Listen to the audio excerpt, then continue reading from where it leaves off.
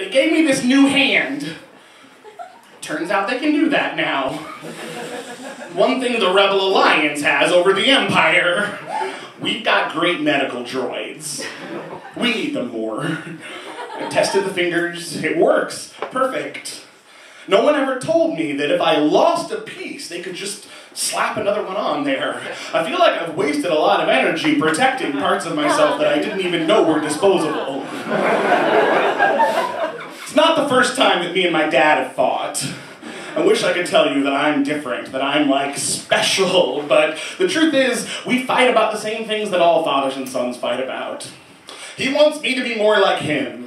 He doesn't like my friends. He doesn't understand that I don't want to do the things that he does, that I would probably be bored as hell walking down the corridors of power, lording myself over a bunch of weasels in identical gray suits who stand around on balconies and catwalks trying to look important as though their life depended on it. I'm not going to be some pillbox hat middle manager waiting for the day when a life is finally choked out of him. I'm a pilot. That's all I ever wanted. I can fly fast ships and hit small targets. When I'm in the zone, gods, I wish that he could look upon it with his own eyes. No one can touch me. It feels like I can bend space just by thinking. I'm not cut out for business. I'm not a leader. I don't want other people depending on me to show them the way. I grew up on a planet of loneliness, and that is where I'm comfortable now. Show me what you need to get exploded, and I'll find a way to explode it. That's what I'm good for. He wants me to be more important. They all do. They're all waiting for me to pull off some magic trick that makes everything work out. And just like with any magician, they don't want me to tell them how I did it. Everywhere I go, people keep telling me, trust your feelings. But it's the last thing that any of them want. They want me to convince them to trust. They need me to carry their fears. They're waiting for me to become the general, the princess, the spiritual master, the galaxy's fastest freight truck driver. They want me to be the Emperor's new clothes. They all just want me to be a stand-in for them. That's why they gave me this hand. They didn't even tell me how much it cost.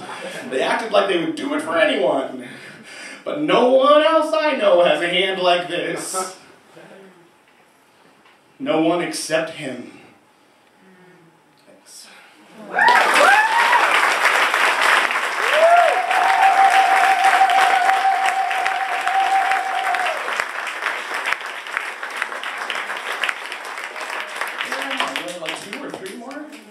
Yeah. Woo! I'm going to do this poem, and then you get back to me.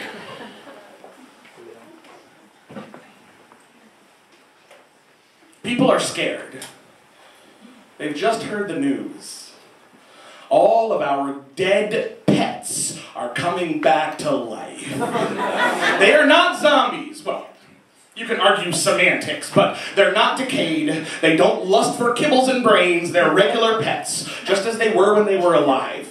They're not creepy or sinister, except for the cats, who are creepy and sinister in the same way they have always been. They all just arrived one morning. We woke up and found them laying on the porch, or sniffing at the spot their food dish used to be, flying back and forth in a room where they used to have a cage, running side by side with our new pets as though they were all expecting each other. Young children were delighted and clapped their hands. Older children sat near the pets, but wouldn't touch them. Couples met in the bathroom to ask, "What do we do now?" Whispering so that the animals wouldn't hear them. We want to know what it means. If we're being rewarded, or if it is a punishment that we do not yet understand. Are we supposed to buy new pet toys, or is it too gross to use the old ones that are still in the garage? There have been a lot of awkward phone calls between ex-wives and husbands. Now, people who have families, who have children, most of them, they just put out another food dish. They don't have a lot of time to panic. It's just one unexpected event among many, like a phone call from the school nurse.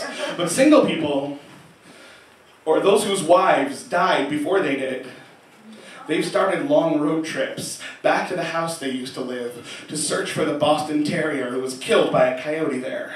Cheap highway motels tonight are all full of young women hoping to reunite with that rabbit that they held in their arms all night as its breathing grew more and more labored.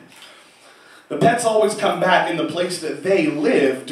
None of them have reappeared in that back room at the vet's office, and we hope that that means that we were forgiven. Still, we're afraid to get attached. We catch ourselves staring out the window, thinking about the rush to adopt that gorgeous border collie before we knew how many shoes and bras and sofas would be shredded, and remembering our first one-bedroom apartment, and inheriting grandmother's spice cabinet, and wearing through our favorite pair of Doc Martens, our last time making love to our college boyfriend. We want to be told that it's okay to love them again, that they will be back this time forever, because losing them again would be too much to endure.